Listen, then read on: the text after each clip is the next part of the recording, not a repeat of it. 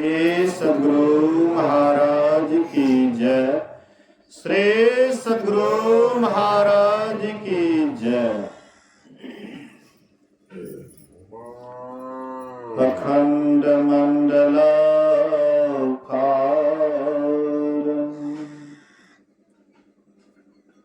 व्याप्तं येन चराचरम्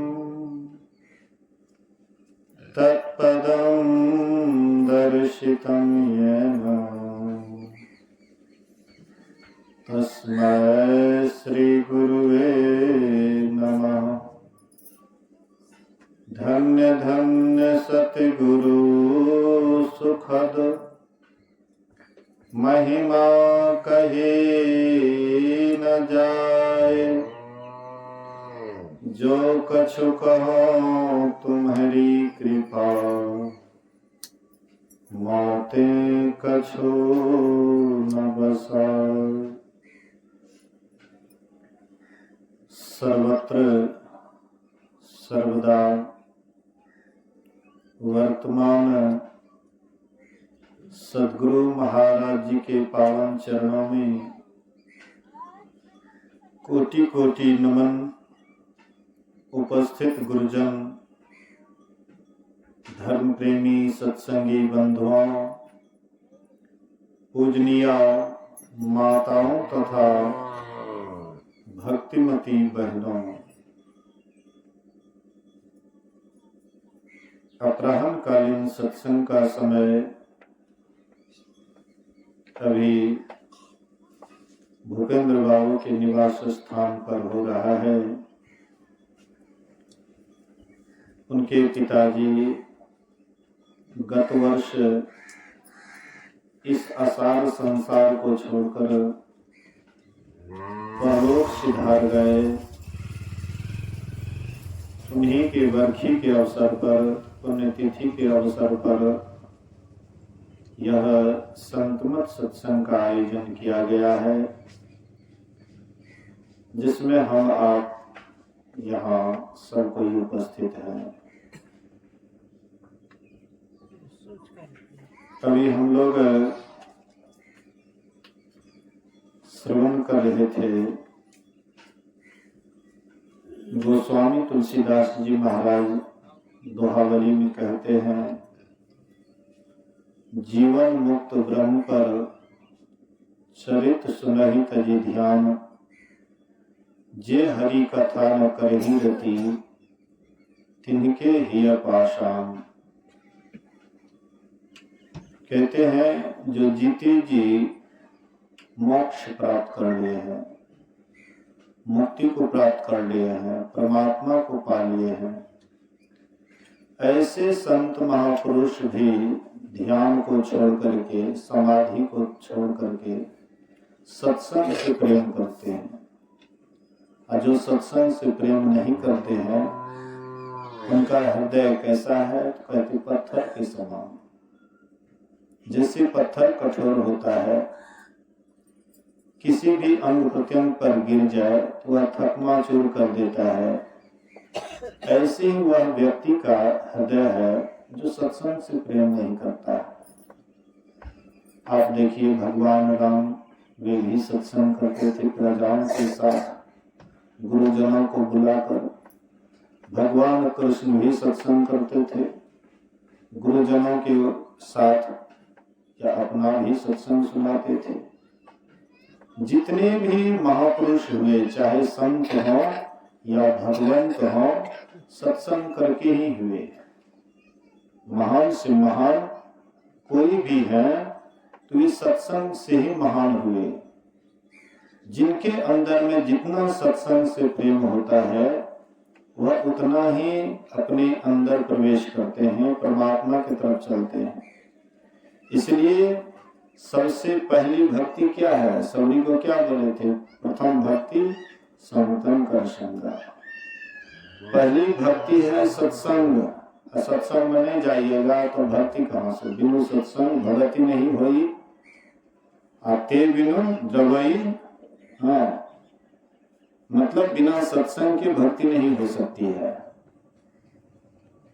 तो सत्संग सबसे पहला चीज है, इसीलिए सत्संग सबको आना चाहिए। नाच होता है, ड्रामा होता है, बिना बुलाए भी वहां पर हम जाते हैं, लेकिन उससे लाभ नहीं हानि होती है। हानि में बिना बुलाए भी जाते हैं, और जहां लाभ होता है वहां बुलाने पर भी हम जाना नहीं चाहते हैं। इसलिए क्योंकि हमारे अंदर में विवेक नहीं है। विवेक होगा कैसे? बिना सत्संग विवेक न हो। बिना सत्संग के विवेक नहीं होता। आप कहिएगा विवेक कहते हैं किसको? हाँ, विवेक कहते हैं किसको? कहिएगा कि हम हमारे पास विवेक नहीं है, हम पढ़े लिखे हैं, नौकरी करते हैं, इतना पैसा कमाते हैं, तो हम विवेकहीन कैसे हैं? हाँ, बुद्धिमान आप बन सकते हैं, बुद्धियार बन सकते हैं, विद्वान बन सकते हैं, लेकिन विद्वान ही अधिक गलती करते हैं। एक विद्वान के पैर में गंदा लग गया, तो सोचते हैं क्या है, तो लगता है गंदा है। फिर तब क्या गंदा है कि नहीं है थोड़ा सा देखें तो वहां से उंगली में ऐसे ले लिए, तो यही है गंदा, लगता तो गंदे हैं। फिर क्या करते हैं? तो फिर नाक के पास ऐसे करते, 3 बार। विद्वान आदमी 3 बार मांगते हैं। विद्वान रावण कम बड़ा विद्वान था, रावण से बढ़कर के कोई पंडित उस समय था, बहुत बड़ा पंडित था। उस समय उसका जोड़ा नहीं था, लेकिन गलती भी वह उतना ही किया। जितना बड़ा पंडित था उतना बड़ा गलती भी किया।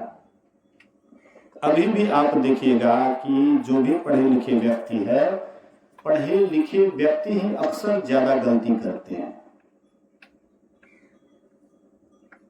महर्षि शाही स्वामी महाराज कहा करते थे कि अपने देश की पढ़ाई करते हैं, विदेश में जाकर के विदेश की पढ़ाई करते हैं, वहां से आते हैं, बोलते हैं झूठ, लेते हैं घूस। क्या यही ज्ञानियों का काम है? ज्ञानी कभी झूठ बोलेंगे? ज्ञानी कभी घूस लेंगे? ज्ञानी कभी ऐसा काम नहीं करेंगे। आपका 56 प्रकार का व्यंजन बना हुआ है और बगल में जहर का बोतल रखा हुआ है, तो अपने से जहर वाला बोतल खोल करके 56 प्रकार के व्यंजन में अपने से जहर मिला करके भोजन कीजिएगा, तो आपको आदमी के क्या कहेंगे? बड़ा बुद्धिमान है। हम वैसे ही कर रहे हैं, अपने जीवन में विष मिला रहे हैं। मतलब गलती जो कर रहे हैं यही है विष मिलाना। हम गलती करते हैं तो परिणाम हमको ही भोगना पड़ता है। जो विष खाता है विष उसी को मारता है, जहर खाने वाले को ही जहर असर करता है, और जो जहर नहीं खाएगा तो उसको असर कैसे करेगा? तो ऐसे ही हम आप जो भी गलती कर रहे हैं, हाँ, झूठ बोलते हैं, चोरी करते हैं, नशा खाते हैं, हिंसा करते हैं, व्यभिचार करते हैं, जो काम करते हैं उसी का उसका पनिशमेंट भोगना पड़ता है। इसीलिए संत महापुरुष कहते हैं कि थोड़ा सोच समझ करके चलना चाहिए। यह जीवन जो मानव का शरीर मिला है बारंबार नहीं मिलता है। ईश्वर की बहुत बड़ी कृपा होती है। आकर 4 लक्ष 84 जोनि भ्रमत यह जीव अविनाशी, फिरत सदा या कर प्रेरा, काल कर्म स्वभाव गुण घेरा, कबहुक करी करुणा नर देहि, देत ईश बिनु हेतु स्नेहि। परमात्मा क्या करते? यह जीव को देखते हैं कि 84 का चक्कर काट रहा है, जन्मते दुख मरते दुख, जन्मत मरत दुसह दुख होई। जन्मते समय में भी मरते समय में भी बहुत दुख होता है। कैसा दुख होता है? एक अनुमान किया गया है, जैसे किसी को एक बिच्छू काट ले तो उसको 103-4 डिग्री बुखार चढ़ जाता है। एक बिच्छू के काटने पर 103-4 डिग्री बुखार चढ़ जाता है। थोड़ा सा हम विचार करें, 107-8 डिग्री में तो प्राण ही अंत हो जाता है। 106-7 में प्राण ही अंत हो जाता है। और एक बिच्छू नहीं बल्कि 1000 बिच्छू एक साथ डंक मारे, अब उस समय कितनी वेदना होगी, कितना दुख होगा, कितना तकलीफ होगी। मरते समय में 1000 बिच्छू के डंक के समान वेदना होती है। इसीलिए जन्म जन्म मुनि जतन कराही, अंत राम मुख आवत नाही। खूब जन्म जन्म जतन करते हैं, अंतिम समय में जो 1000 बिच्छू का एकाएक पीड़ा होता है, वह पीड़ा को सहन नहीं कर पाते हैं। इसलिए भगवान का नाम क्या याद आएगा, बेटा बेटी। हे फल्ली का कंटा बना दी, ओकरो कंटा मुंह देख लेवे। है फल्ली क्या करेंगे। जो महापुरुष होते हैं वे किसी भी मोह ममता की बात नहीं करते हैं। इन्हें कहते हैं फल्ला को बुला दीजिए, उसको दिखेंगे। मोती बाबा मचा के उसका भी अंतिम छूटने वाला, शरीर छूटने वाला था, अंतिम श्वास ले रहे थे, तो उधर से डीएम या ऐसे ही कोई अफसर था, वह आए त्रिवेणीगंज से।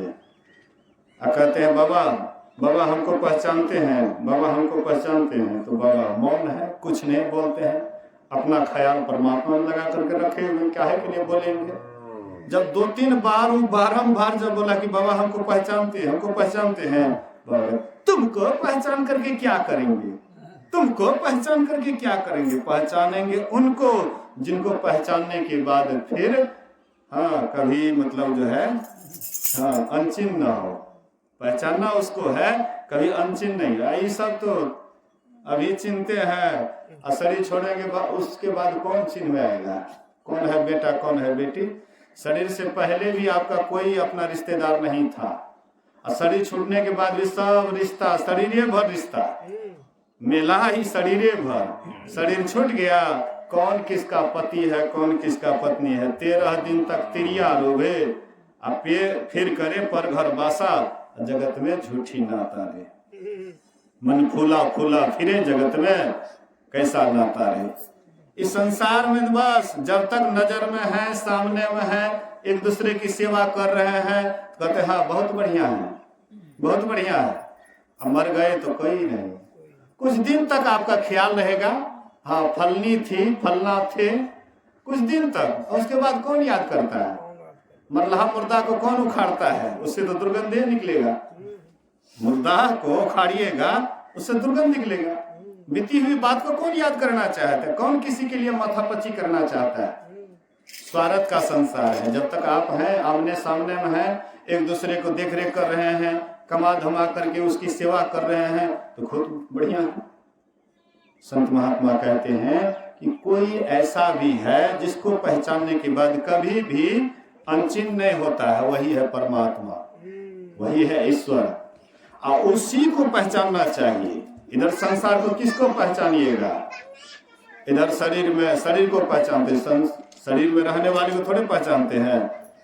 शरीर में रहने वाले को हम नहीं पहचानते, शरीर को पहचानते। शरीर से ममता जुड़ा हुआ है। कोई मर जाता है, रोते हैं, तो कौन सी के लिए, आत्मा के लिए।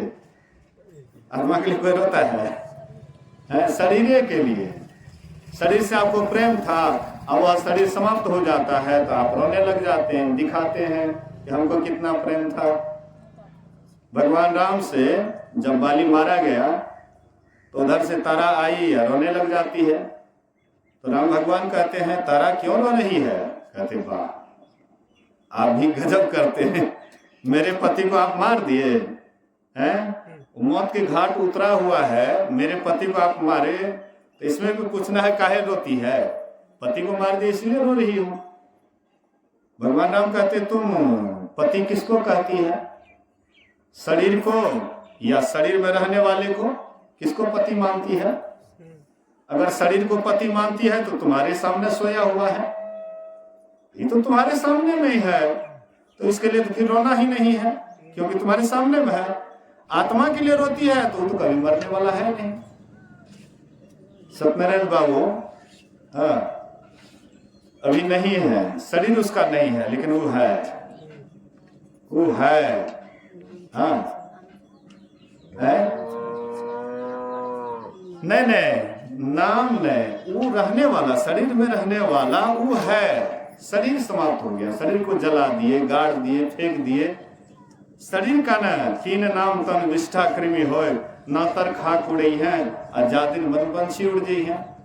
तो शरीर की तीन गति होगी, या तो इसको मिट्टी में गाड़ दीजिए, दफना दीजिए, अथवा पानी में इसको फेंक दीजिए, या जला दीजिए, यही तीन काम।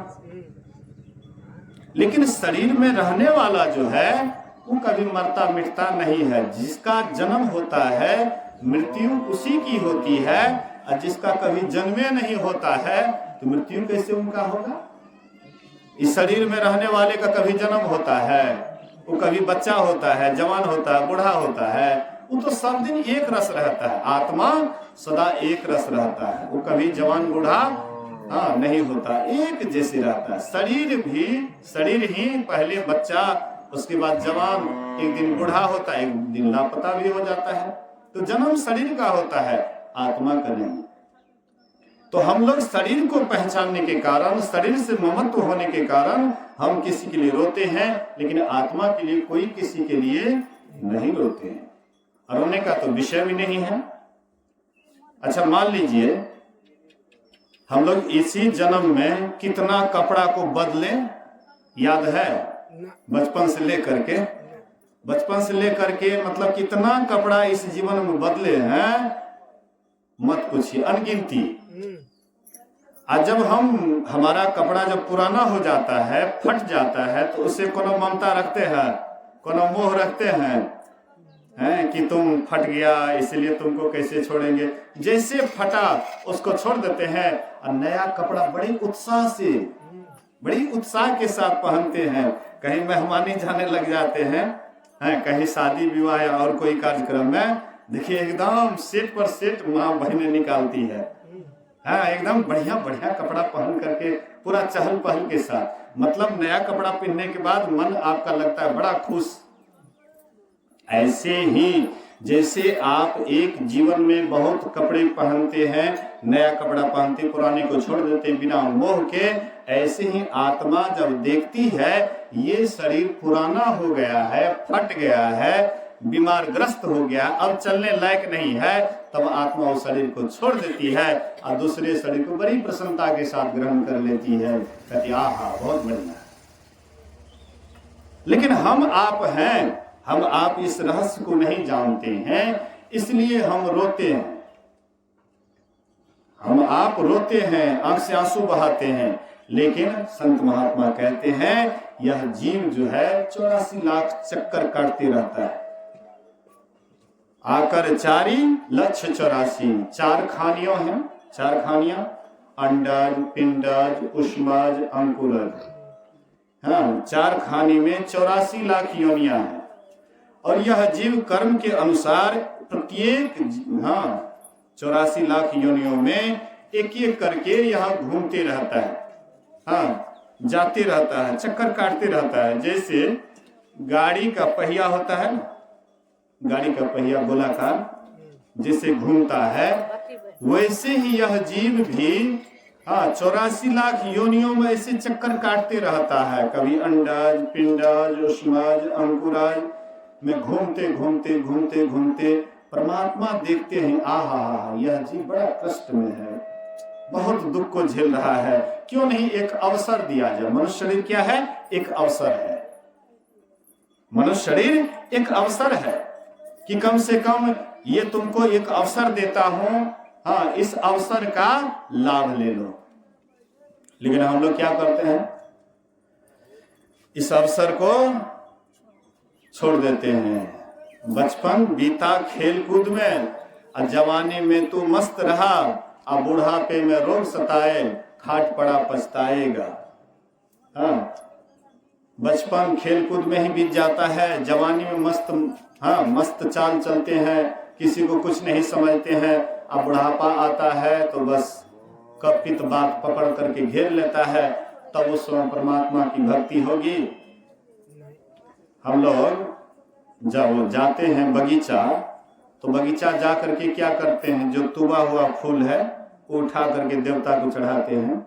जो फूल तुब जाता है, जो गिर जाता है, ताजा फूल नहीं तोड़ते हैं, बासी फूल तोड़ करके देवता को चढ़ाते हैं। बोलिए श्री सद्गुरु। बासी फूल नहीं चढ़ाते, मुरझाया हुआ नहीं चढ़ाते, तुबा हुआ नहीं चढ़ाते हैं। जो फूल ताजा खिला हुआ है, एकदम तरो ताजा है, ये बड़ा सुंदर, अरे ये फूल चढ़ाएंगे भगवान जल्दी खुश हो जाएगा। हाँ, ताजा ताजे फूल तोड़ करके और तब चढ़ाते हैं। जवानी क्या है, ताजा खिला हुआ फूल है। जवानी में मतवाला चाल चलते हैं, न भगवान को मानते हैं, न गुरु को मानते हैं, न पिता को मानते हैं, न माँ को मानते हैं, मनमना चाल चलते हैं। परिणाम क्या होता है, आगे आकर के आपको ही दुख झेलना पड़ता है। भक्ति करने का समय है युवा अवस्था में, जवानी में। अब भक्ति करने का मतलब ये नहीं है कि सब काम धाम को छोड़ देंगे और उसके बाद भक्ति करेंगे। हम सब काम को करते हुए भी भक्ति कर सकते हैं, लेकिन केवल जानकारी लेकर के। कोई भी काम जान करके करते हैं तो वह काम बड़ी सुलभता के साथ हो जाता है, और जो काम को जानकारी के साथ नहीं करते हैं तो साधारण काम भी आपको बड़ा कठिनाई बुझाता है। एक बार वेदानंद बाबा कह रहे थे कि कुप्पा घाट में जब हम नए गए ना साधु बनने के लिए, तो वहां गए तो कहते हैं कि वो आटा सानो, हाँ आटा गूंदने के लिए बोले, तो वेदानंद बाबा क्या किए, तो आटा में बेसी पानी दे दिए, वो हो गया पूरा गिल चक्का। वो करेंगे क्या, कहते अरे ये क्या कर दिया, ज्यादा पानी डाल दिया और उसमें आटा डालो, फिर से उसको हाँ ठीक से सानो और आटा डाल करके किसी तरह से आटा सानते, उसके बाद कहते हैं कि रोटी बेलो। तो वेदानंद बाबा बोले कि गुड़िया बना करके चकला दे करके ऐसे जो बेले तो भारत का नक्शा बन गया, टेढ़ा मेढ़ा भारत का नक्शा बन गया। मतलब नहीं जानते थे, नहीं सीखे थे, और उसके बाद जब गुरु भाई और सब मिले कहते हैं अरे ऐसे नहीं, इस तरह से बेलो, ऐसे हाँ इस तरह से हाथ घुमा, इस तरह से करो, तो धीरे धीरे एकदम बढ़िया हो गया। नहीं तो जैसे सीखा हुआ, जो सीखे हुए हैं, अब वे आपको सिखाते इस तरह से करो, वैसा करने लग जाते हैं, खूब बढ़िया सुंदर रोटी बेलने लग जाते हैं। इसी तरह से परमात्मा की भक्ति करने के लिए भी जब तक किसी से नहीं सीखेंगे और तब तक कहेंगे कि हो जाएगा, नहीं हो सकता है। बिन गुरु होई की ज्ञान, ज्ञान की हो ही विराग बिनो, गावही वेद पुराण, असुख की लहैया हरि भक्ति में। बिना हरि भक्ति किए हुए आप अगर सुख चाहते हैं तो केवल आपके अंदर में चाहना होगी कि सुख होगा, लेकिन होगा कभी नहीं।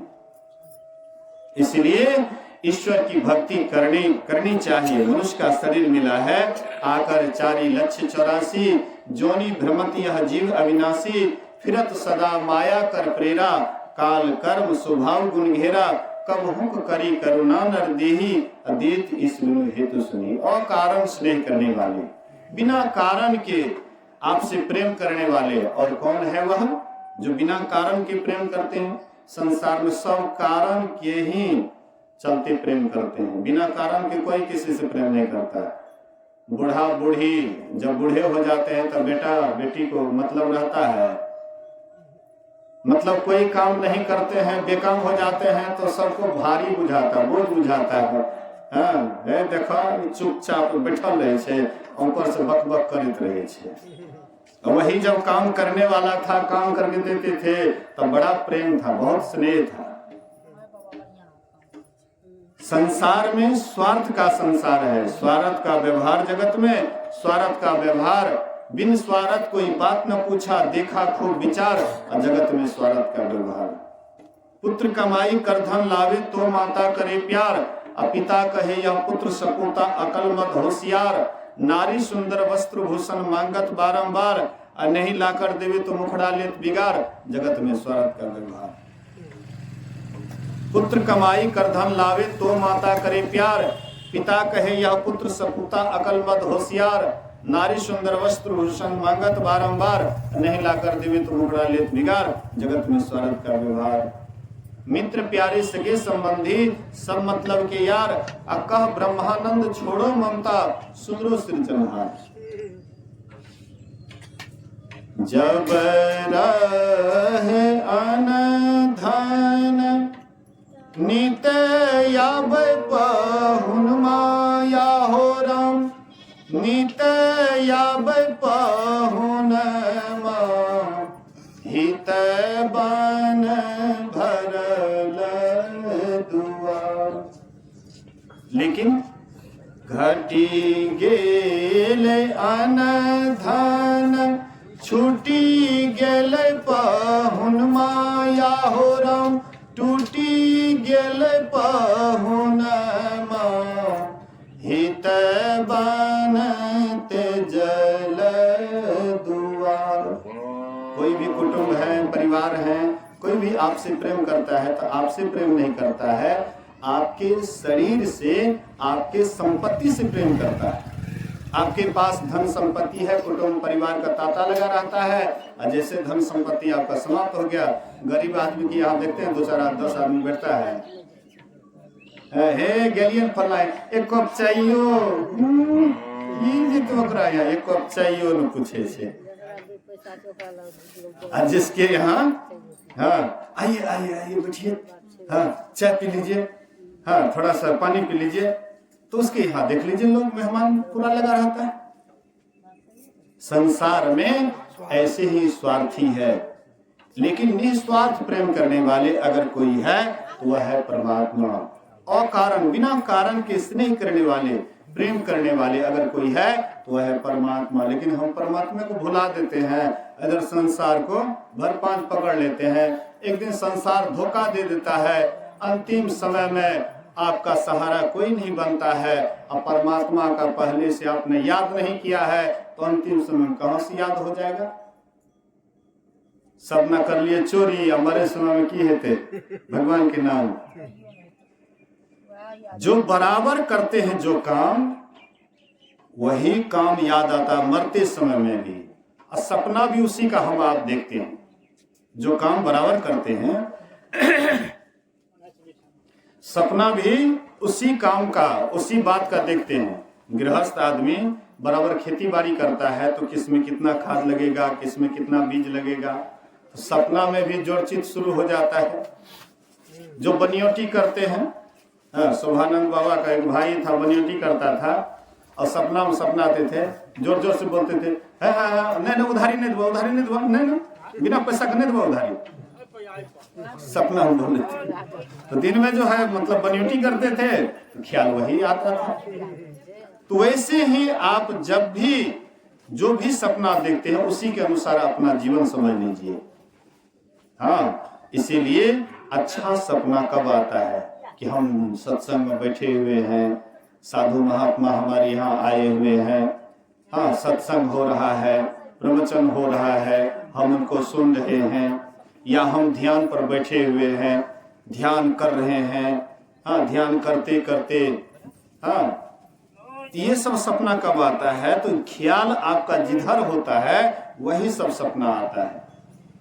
बराबर जगे हुए में आप सत्संग से प्रेम कीजिएगा, साधु महात्मा से प्रेम कीजिएगा, बराबर सत्संग ध्यान में अपना समय दीजिएगा, ख्याल उधर रखिएगा, तो सपना में भी वही चीज देखिएगा।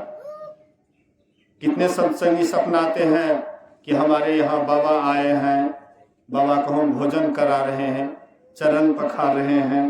ये सब कैसे सपना आता है? उनको लगाव है, प्रेम है, हाँ साधु से प्रेम है, इसलिए सपना में भी वह चीज देखती है। ये शुभ सपना है। अशुभ सपना आप इधर से उधर कहीं से कहीं मतलब दिमाग लगा हुआ है, वहीं पर आपका ख्याल है, इसलिए सपना भी वही आता है। कुछ डरावना सपना में भी आता है। तो दिन में आप जो सोचते हैं वही चीज सपना में आता है। जैसे आप फिल्म में देखते हैं ना, रील जैसे जैसे घूमता है उसी तरह से सामने में पोस्टर आता है। हाँ, इसी तरह से आपका दिमाग वाला रील भी जैसे घूमता है, जिस चीज का चिंतन करता है, मनन करता है, वही चीज आपके सामने में आता है। इसीलिए महापुरुष कहते हैं कि अपने ख्याल को बराबर ईश्वर में लगा करके रखो।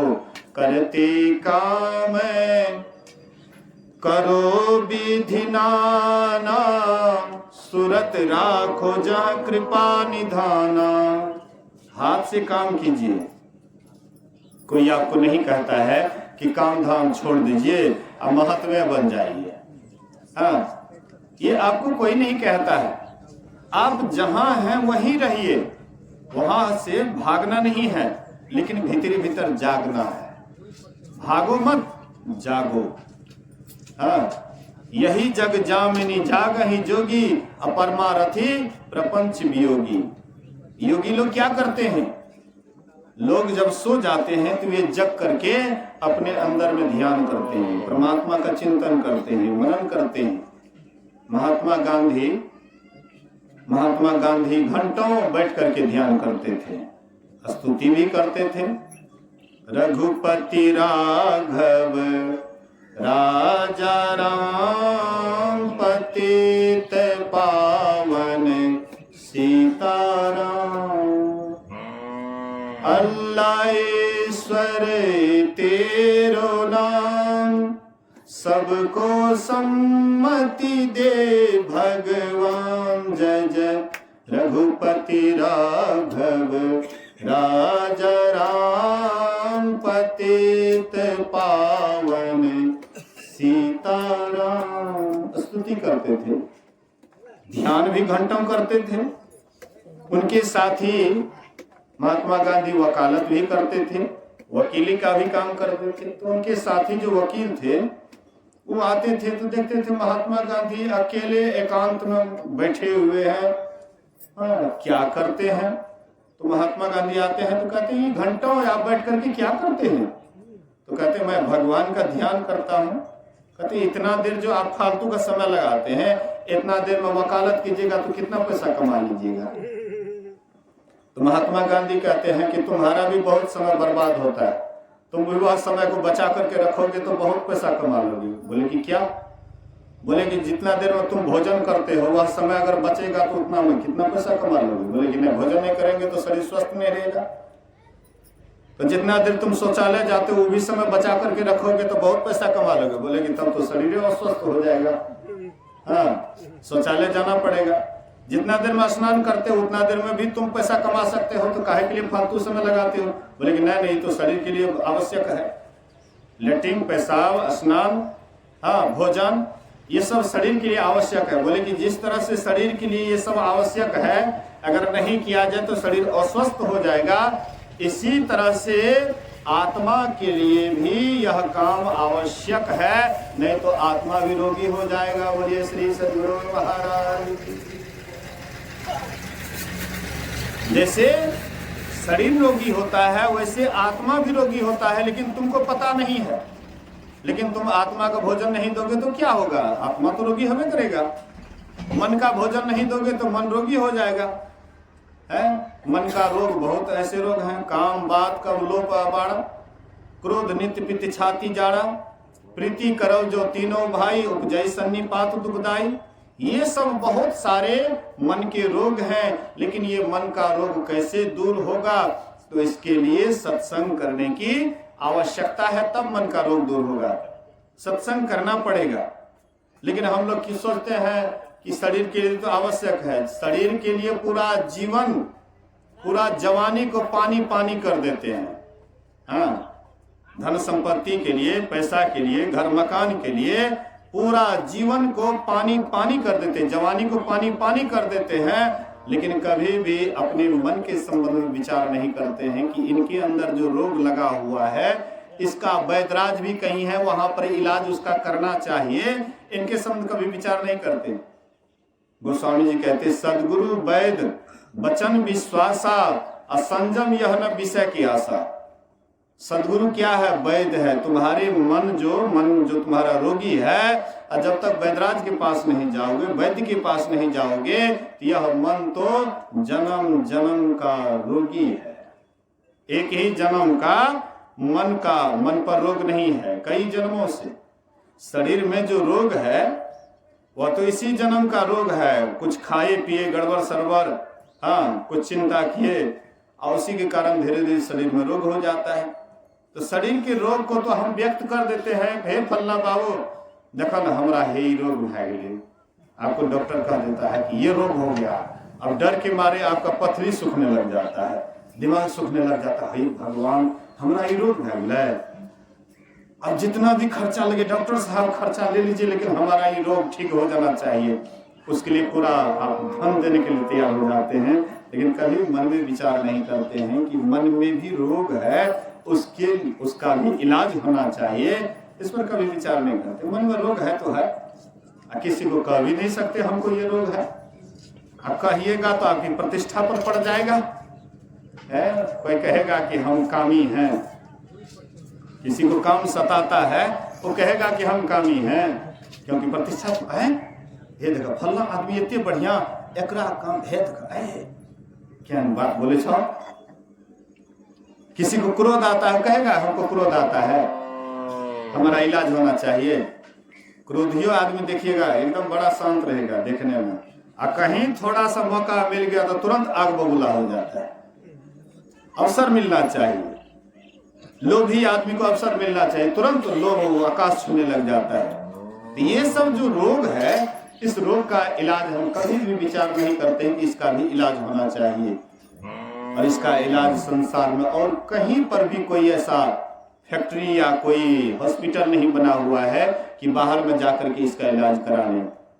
आपके भीतरे में वह वैद्य हैं, सदगुरु वैद्य हैं। उसका वचन विश्वास जो करते हैं, अपथ परहेज भी वे बतलाते हैं।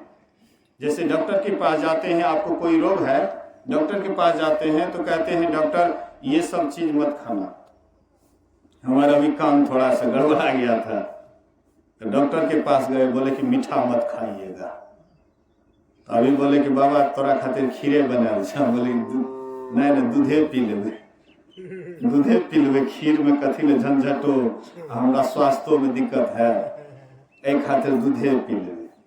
तो डॉक्टर बताए तो संयम, नहीं संयम अपनाएंगे तो कान खराब होगा, बहरा हो जाएंगे, कोई उधर से बोलेगा तो सुन भी नहीं पाएंगे, तब ठीक रहेगा। तो डॉक्टर की बात को तो तुरंत मान लेते हैं, लेकिन सदगुरु जो वैद्य है उसकी बात को बहुत कम आदमी मानते हैं। और जो उसके बात को मानते हैं वही स्वस्थ होता है। अस्वस्थ होते होते इतना स्वस्थ हो जाता है कि एक दिन वह परमात्मा को पा लेता है, ईश्वर को पा लेता है। ईश्वर को वही आदमी पाएगा जो शरीर से भी निरोग, मन से भी निरोग, आत्मा से भी निरोग, वही एक दिन परमात्मा को पाएगा। शरीर रोगी है, आपके मन में होता है कि ध्यान करें, ध्यान पर बैठे एक आध घंटा। शरीर रोगी है, बैठ पाइएगा? की कहबे, इस बीच में मेरा पैर मचक गया था, ध्यान पर बैठते तो नहीं बैठ पाते थे। लेटा कितना देर आप रहिएगा परमात्मा के चिंतन में? बैठिएगा, बैठे चूत और तब निकले सूत। जब बैठे चूत तब निकले सूत। बैठते हैं तो सूरत आपका जगा हुआ रहता है, और लेटते हैं, शरीर जब लेटता है तो मन भी अंठा देता है, ऊपर से आलस आ जाता है। फिर ध्यान क्या कीजिएगा? अलसा जाइएगा, नींद में चले जाइएगा। लेकिन जब बैठते हैं, एक आध घंटा जब बैठते हैं, शरीर आपका एकदम दुरुस्त रहता है। तो देखिएगा, जिस धनुष पर डोरी चढ़ा हुआ है, बढ़िया से डोरी चढ़ा देते हैं, और उससे जब तीर फेंकते हैं बहुत दूर तक जाता है। और जिसका डोरी कसा हुआ नहीं है बढ़िया से, उसका मारिएगा तो कम में दूर जाकर के गिर जाएगा। तो शरीर को मतलब बढ़िया से बैठना, एक घंटा आराम से आप बैठते हैं, शरीर सीधा रहता है, तो समझिए कि आपका एकदम डोरी टाइट है, कसा हुआ है। और उसका बांध जब छूटेगा, सूरत का बांध जब छूटेगा, तो सीधा परमात्मा को भेज देंगे। परमात्मा उसकी आवाज को सुन लेंगे, उनके पुकार को सुन लेंगे। और जो सोचेगा कि अंठाल मंठाल अलसाल हाँ करवे, अच्छा करवे कंटा सुत जाइए। जो सत्संगी है भिनसर में सबकी नींद टूटती है, जो भी प्रेमी आदमी है भिनसर में सबका नींद टूटता है। तो भिनसर में जब नींद टूटती है तो थोड़ा राजा हटा करके देख लेते हैं कि अखनी तो लगे अन्हारे है, अच्छा एक बेर और जो है ना एक बेर और नींद ले लीजिए, तकर बाद जगिए जी। आ जगते हैं दोबारा देखते हैं तो सवेरा हो गया, अब झाड़ू बहारू इधर उधर काम करेंगे, ध्यान करेंगे, उठ करके बस काम में लग जाते हैं। अच्छा दोसर टाइम देखबे करबे, जब स्नान करबे ना तब ध्यान करबे। स्नान करते हैं हे काम थे इतनी लागल से की करबे, कोनो बात नहीं, 1-2 मिनट रहना आँख बंद कर लीजिए, हाँ फिर चले गए खाने के लिए। मतलब मन लात लगाता है, मन कहता है कि अभी समय नहीं। तो समय कब आएगा? उत्तर दक्षिण हो जाइएगा तब समय आएगा। कबीर सोया क्या करे, जाग न जपे मुरारी, आ एक दिना है सोना लंबे पांव पसारी। जब लंबा उत्तर दक्षिण हो जाइएगा तब सुमरन भजन होगा, कभी नहीं। इसलिए मन पछतई है अवसर बीते, मन पछतई है। मन बाद में पछताएगा अवसर जब बीत जाएगा, लेकिन अवसर जब बीत जाएगा उसके बाद पछताने से क्या फायदा होगा? चिड़िया ने चुग खेत लिया फिर पछताए क्या होवत है? चिड़िया जैसा दाना को चुन लेंगे, खेत का जितना भी बोए सब एक एक करके चुन लेंगे, और उसके बाद किसान जाए खूब आंसू बहाए खूब रोए, फायदा होगा कुछ हो? जिस समय में आप बीज बोए उसी समय में आप उसका देखरेख करना चाहिए आपको, कि कहीं उस चिड़िया तो नहीं लगता है, उसका जा करके हाँ सवेरे सवेरे जा करके उसको उड़ाते हैं, देखभाल करते हैं। और वही बीज जब धीरे धीरे धरती में सड़ता है उसी से अंकुर निकलता है, और उसके बाद वही फिर आपको फसल के रूप में मुनाफा आता है, फसल बन करके आता है। इसी तरह से आपके अंदर में भी राम नाम का जो बीज पड़ा हुआ है उसका भी बढ़िया से देखरेख कीजिएगा, तो अब क्या होगा? हमारे सत्य नाम धन खेती। कबीर साहब कहते हैं हमारा क्या है? तो सत्य नाम धन खेती। मन के बैल सूरत हर वाहा, जब चाहो तब ज्योति। मन का बैल, मन क्या है? बैल है, सूरत हर वाहा, और जब मर्जी तब ज्योति है ना, सुबह शाम दोपहर। आई हर तो समय से बहता है, आजकल ये हर तो लोग रखवा नहीं करते हैं, और ट्रैक्टर तो दिन रात जैसे चलता है, जब मर्जी तब ट्रैक्टर हाँ जोड़ दीजिए, लगा दीजिए, तब खेती कर लीजिए। तो वैसे सूरत पहले तो बैलगाड़ी बैल हल जो होता था तो उस समय से जाता था कि सुबह के समय में जाएंगे, दोपहर के समय में आ जाएंगे। और जैसे ट्रैक्टर वाला खेती जब मर्जी तब जोतो, वैसे आपके भीतर में सूरत रूपी हरवाहा है, हाँ मन बैल है, जब मर्जी तब इसको जोतिए। और जो जोतते हैं तो उसी के अंदर में उपजे हीरा मोती, उन्हीं को हीरा मोती उपजता है। हीरा मोती हम लोग सोचते हैं कि जो पत्थर का हीरा हाँ मोती होता है, यही केवल हीरा मोती है, ये तो पत्थर है। लेकिन आपके भीतर में हीरा मोती है, अंदर में जब आपको झलकेगा, पलटो सोई सुहागनी, हीरा झलके माथ, मन विहीन कर लीजिए जब पियो लागे हाथ। पलटू साहब कहते हैं आपके अंदर में हीरा झलकता है, लेकिन जब तक आप करिएगा नहीं साधना तब तक ये सब काम होगा, ये सब झलकेगा। यही घट चंदा, यही घट सूर, यही घट बाजे अनहद तूर, यही घट बाजे तबल निशान, अब बहरा शब्द सुने नहीं कान। जो बहरा है उसको सुनाने ही पड़ता है। कहते हैं बहरा सुनी सुनी मस्त होता है, बात बतावे सारी। तो जो संसार से बहरा होता है, जिसका भीतर का कान खुल जाता है, वही परमात्मा की आवाज को सुनते हैं। परमात्मा हर हमेशा आवाज करते हैं, बंदो राम नाम रघुवर को, हेतु कृषाणु भानु हिमकर को, विधि हरि हर मैं वेद प्राण सो, अगुण अनुपम गुण निधान सो। कहते हैं वह राम नाम की मैं वंदना करता हूं। कौन राम नाम? जो राम नाम आपके भीतर में हो रहा है। हर हमेशा परमात्मा आवाज कर रहे हैं। जब से हम लोग ईश्वर से अलग हुए, परमात्मा से अलग हुए, तब से वे पुकार रहे हैं। जैसे माँ बाप से कोई बच्चा बिछुड़ जाता है तो माँ बाप दिन रात मन में मतलब होता है ना कि मेरा बेटा आ जाए। भले ही आवाज नहीं देते हैं, लेकिन एक एक आदमी तो आवाजों देते हैं। एक माता जी गोविंदपुर की है, उसको एक ही बेटा था। और गया बाराती या कुछ रात भर जगा होगा, सुबह में गया पत्ता, माँ बोली कि अरे कते सुतवी रे, मालो जाल से कुछ पत्तो तत्तो तोड़ के ला सुतले रही। निंदवासल था, गया बस मिनटा पत्ता तोड़ने के लिए, और नींद आ गया। पत्ता तोड़ते तोड़ते वहीं से गिर गया। भूट था एकदम बढ़िया चोख वाला, गिरा वहीं पर, थकमा चूर, समाप्त हो गया। अब 10-11 बजे गया, 3-4 बज गया, कहाँ है तो खोजो खोजो, इधर उधर इधर खोजते खोजते वहां गया तो देखता है वहां पर समाप्त है। राम नाम सब उठा करके लाया, जला दिया। अभी तक उसकी माँ कहती है, हाँ, अरुण की ऐसे कुछ उसका नाम था, रे रे कोने ली रे, हे देख आवे से हमर बेटा, हाँ है तो कहीं आवश्यक। अभियो तक माई को लगता है कि मेरा बेटा अभी भी आ रहा है, लेकिन आएगा कभी नहीं। आत्मा उसका अभी भी पुकारता है। तो जैसे माँ से बेटा बिछुड़ गया, मरने के बाद भी कहता है कि नहीं इसी होकर के आएगा। अभी तक उसको विश्वास है कि अभी करेंगे, अभी भी पुकारती रहती है। अब सोचिए, ऐसे ही जब माँ से बेटा छूट गया, बिछुड़ गया, तो माँ हर हमेशा दिन रात मरने पर भी उसका सब क्रियाक्रम भी हो गया, उसके बाद भी उसको आशा है कि आएगी। तो परमात्मा को क्या हम आपके प्रति छोड़ नहीं है? हम आप उनके संतान हैं, उनसे बिछड़े।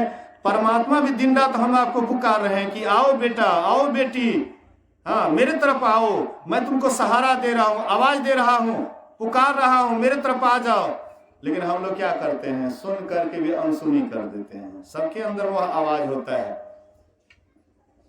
सुनता है गुरु ज्ञानी, ज्ञानी सुनता है गुरु ज्ञानी, सुनता है गुरु ज्ञानी, ज्ञानी सुनता है गुरु ज्ञानी। गगन में आवाज हो रही है झिनी झिनी, झिनी झिनी, झिनी झिनी। सुनता है गुरु ज्ञानी, ज्ञानी सुनता है गुरु ज्ञानी। जो गुरु ज्ञानी होता है, गुरु के ज्ञान के अनुसार साधना करते हैं, ध्यान करते हैं, उनके भीतर में जो आवाज होती है उसी को वे सुनते हैं। होता है सबके अंदर में, प्रत्येक के अंदर में वह आंतरिक आवाज हो रहा है, लेकिन सुनता है कोई गुरु ज्ञानी। जो गुरु के ज्ञान के अनुसार ध्यान करते हैं, साधना करते हैं, वे उस आवाज को सुनते हैं। तो जिसके आवाज को सुनते हैं हम उसी की तरफ खींचे चले जाते हैं। नहीं, आप सत्संग की आवाज को सुने तो धीरे धीरे सत्संग की तरफ खींचे चले आए। वैसे जो परमात्मा की आवाज को सुनते हैं वह परमात्मा की तरफ खींचे चले जाते हैं। कबीर साहब कहते हैं, चुंबक सत शब्द है भाई, चुंबक शब्द लोक ले जाई, ले निकारी होखे नहीं पीरा, असत शब्द जो विषय शरीरा। जैसे लोहा को चुंबक अपनी ओर खींच लेता है, ऐसे ही परमात्मा का जो आवाज है उसमें चुंबकीय गुण है, वह भी हम ये जीव को पकड़ करके खींच लेता है। ये जीव को पकड़ करके खींच लेता है, तब यह जीव पीप में मिल करके एक हो जाता है। सोई जानई जेही देहु जनाई, अजानत तुम्ही हो जाई, तुम रही कृपा तुम्ही रघुनंदन, जानहि भगत भगत उर चंदन। कहते हैं भक्तों के हृदय के चंदन रघुनंदन, आप जिसको जनाते हैं वही आपको जानता है, फिर आपको जानने के बाद फिर आपसे अलग नहीं रहता है। हाँ, निर्भेद हो जाता है, भेद रहित हो जाता है।